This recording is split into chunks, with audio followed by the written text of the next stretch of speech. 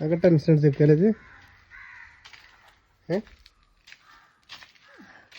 എന്താ പറയ കോഴി പോയി കോഴി പോയി അതാണ് വെക്കാൻ സ്ഥലമായിട്ടല്ലേ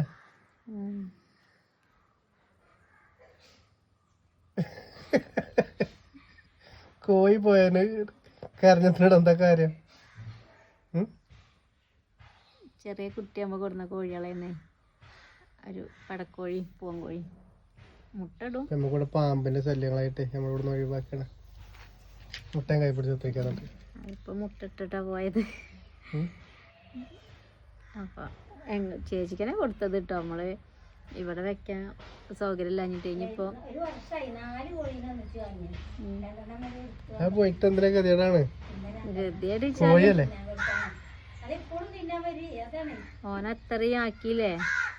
ഇപ്പൊ ഞാൻ അവിടെ ഞങ്ങളുടെ പിടിച്ചോണ്ടിരുന്നെ ഇവിടെ എത്തിയുണ്ടോ വേണ്ടല്ലോ. എന്നാ പിന്നെ മുണ്ടരുത് അവിടുന്ന് കേട്ടോ.